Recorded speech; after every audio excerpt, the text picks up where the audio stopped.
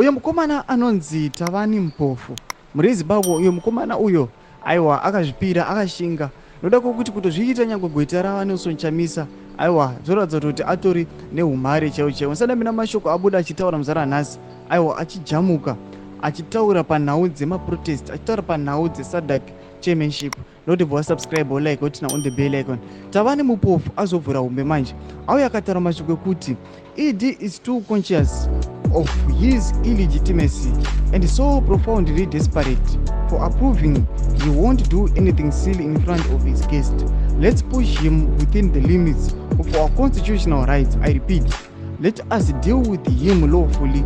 This man is fragile. Anotaura mashoko ekuti aiwa this man is fragile.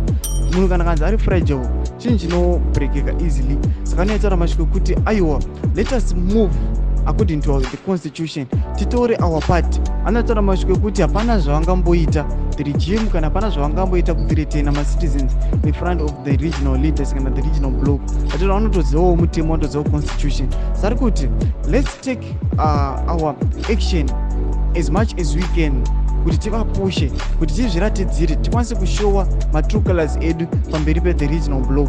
Mashoko ari kutaurwa panapa naTavani Mupofu achiti aiwa let's push him within the limits of our constitutional rights.